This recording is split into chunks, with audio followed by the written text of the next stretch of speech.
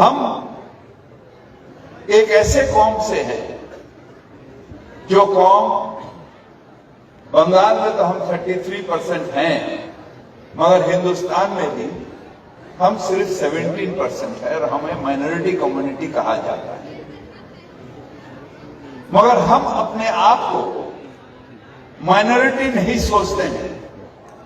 हम सोचते हैं अगर अल्लाह की रहमत है हमारे ऊपर, अगर तालीम हमारे साथ है, तो हम एक दिन मेजॉरिटी से भी मेजॉरिटी हो सकते हैं और हम अपने अल्लाह की ये मेहरबानी होगी जो हम अपने ताकत से ये हासिल करते हैं। নমস্কার। কি বলে?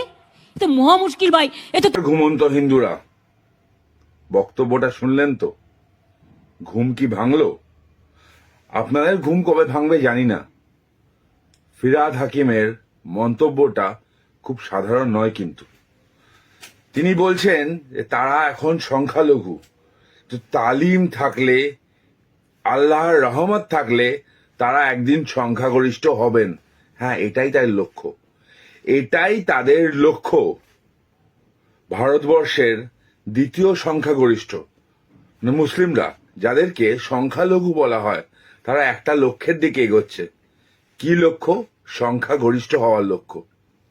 সংখ্যাগরিষ্ঠ হলে কি হয় তার উদাহরণ বাংলাদেশ দেখছেন তো। একসময় 28% হিন্দু ছিল, আজকে তার সংখ্যা 7% দাঁড়িয়েছে। সংখ্যালঘু তারা।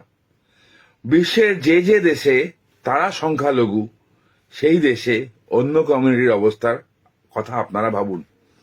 পাকিস্তান এবং বাংলাদেশের হিন্দুদের কথা আপনারা ভাবুন। ফিরহাদ হাকিমের এই কথাটা ফেলে দেওয়া যায় না। এই কথার সাথে তার আগের একটা বক্তব্য, সেটা একটু শুনে নি, ওটাও খুব প্রয়োজনীয়। যারা দুর্ভাগ্য নিয়ে জন্মেছে, যারা ইসলাম নিয়ে জন্মায়নি, তাদেরও দাওয়াতে ইসলাম, অর্থাৎ ইসলামের দাওয়াত দিয়ে তাদের মধ্যে ঈমান নিয়ে আসলে এটা আল্লাহ তাআলাকে খুশি করা হবে। কয়েকদিন আগেই রাজ্যের মন্ত্রী এবং কলকাতা পৌরসভার মেয়র বলেছেন যারা ইসলাম নিয়ে জন্মায়নি তারা নাকি দুর্ভাগ্য নিয়ে জন্মেছে, এবং তাদেরকে ইসলামের পথে নিয়ে আসলে নাকি আল্লাহ খুশি হবেন। অর্থাৎ তিনি মাস কনভার্সনের কথা বলছিলেন।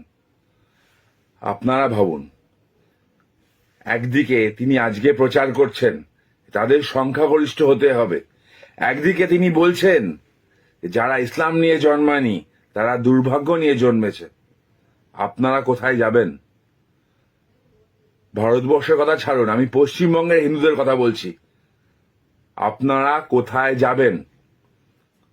ওপার বাংলায় ছিলেন যারা, ভাষা এক ছিল, তারপরও আপনাদেরকে তাড়িয়ে দেওয়া হলো, আপনাদের সর্বস্ব লুট করা হলো।